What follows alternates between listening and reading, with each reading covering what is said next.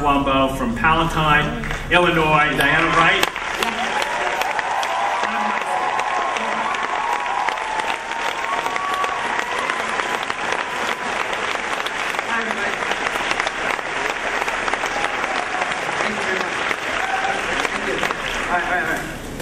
Alright, so I assume that means everyone's doing alright. I was going to ask, but looks like everyone's doing good. Alright, so now before I start, I want to tell you guys a quick story. I was at Target. Can you guys see me down here? You still see me? Alright. No? Alright, I'll stay up here then. Sorry. So I was at Target not too long ago with my mom and my sister. And we had a long list of things to buy. And at one point, I went across the store to get a package of plastic cups. And I'm walking back in that row along the aisles, just looking for my mom, when I came upon a group of teenagers, three girls and 2 boys. The girls were all doubled over in laughter, their faces hidden behind their mats of hair, 2 brown and 1 blonde. The one boy, their friend, was jumping up and down, each time pointing and saying something loudly, but I was too far away to hear what. Now as I got closer, the other boy turned and looked down the aisle where I assumed the victim of their teasing was, and loudly yelled, "Who let the Negro in?" And then to his friends loudly added, "I just hate when these black kids come in our stores like that." Okay, now I'll get back to that story later, I promise. But first, you guys have been sitting for a while. Let's see if we can get some audience participation.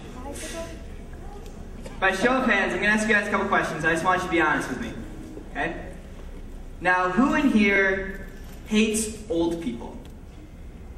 Just can't stand them, don't think they should be part of our society? No? Okay. Okay. Alright, now who in here thinks that sexism is okay? That women, or men I suppose, shouldn't be allowed to vote, drive, what have you, based on gender? You guys can be honest with me, it's alright. Okay. Now, who in here is a racist? Maybe you just can't stand white people, black people, yellow people, purple people, what have you. Okay. Alright, so then it seems to me that people, at least those in this room, don't support discrimination against those who do not choose their condition. Does that make sense? Old people do not choose to be old, women do not choose to be women, or men, and one does not choose one's race at birth. Okay? However, all 3 of these demographic minorities have been subject to discrimination, historically. Now you hear me use the word historically, because, I mean, you're thinking, that doesn't really happen anymore. It happened once, not in our society today. And you're partially right. It's because all 3 of these groups share one other commonality.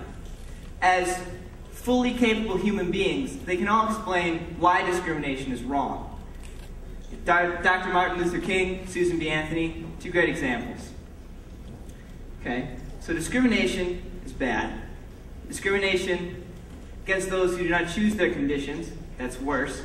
And if such a thing existed, discrimination against those who oftentimes cannot defend themselves would trump all the others. But it's a good thing that in this room we don't tolerate discrimination. Not in this room. Now I have one last question for you.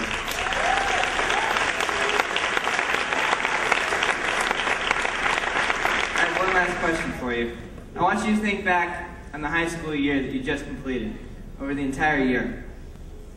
And I want you to raise your hand if you either used the word retard or retarded, or shrugged off when someone else used the word retard or retarded. How many people in here? Alright, now leaders, that's you. Look around at your fellow leaders. We have just found the one thing that's worse than racism. Now I want to get back to that story I was telling you. This time I want to tell you the full story. It was late May, just about a month ago. I was sitting outside in my driveway with my little sister, watching her blow bubbles, just enjoying the fresh air and the sunshine. My little sister, she's 12 now, and bubble blowing may be her favorite activity on the entire planet. I envy her excitement sometimes. Each bubble she blows gets its own set of ecstatic jumps and a huge smile. As she jumps up and down, her hair moves with her, and there's just that one split second where you can see the question mark shaped scar that runs above her right ear from brain surgery 2 years ago. Look at all those big, big bubbles, Soeren, she tells me, smiling widely. I see him, Olivia, I tell her back, smiling myself. She has a beautiful smile. Her 2 front teeth are stained from years of epilepsy medication, but I don't notice that anymore. As she blew another bubble and bounded after it, my mom walked outside. Hey, Soeren, I'm taking Olivia to Target. You want to come with? Sure, I replied. As I did, I called over to my sister. Hey, Olivia, what are we going to buy at Target? All the bubbles, Mom. We're going to buy all the bubbles at Target. So there we were at Target. I had the plastic cups in my hand. I was walking back, and I had just come across that group of teenagers I described to you. The laughing girls, the jumping boy and his yelling friend. But I need to be honest with you. The one boy turned, but he didn't yell, "Who let the Negro in?" He turned and looked down the aisle and yelled, "Who let the retard in?" And to his friends loudly added, "I just hate when those retarded kids come into our store." As I got closer, I could finally hear what that jumping boy was saying each time. "All the bubbles, Mom. We're going to buy all the bubbles at Target." I came closer to the aisle, turned the corner, and looked. It was the toy aisle. And there was my sister, excited about buying some bubbles. Now, what would you have done right then? There she was, my little sister, the happiest, most loving person I have ever met, judged, mocked, hated, and ultimately dehumanized by a group of prepubescent bullies. But what struck me most right then was the noise in the store. There was no shocked silence, no tisk-tisk, no wag of fingers. Can you imagine the chaos that would have ensued had that boy said Negro? But there was none of that. It was right then that I realized what the problem was. Boys and girls, like those, the 5 in Target, that's not the problem. Each and every one of you who raise your hands saying that you use the word retard or allow others to use the word retard, that's the problem. The problem is the millions of people across the country, in any social institution, on any given day, who permit the dehumanization of people like my sister, of people like these athletes. That's the problem. And it's the word. It's the word that's the problem. The hate is just the byproduct. But, you know, there's a solution to that.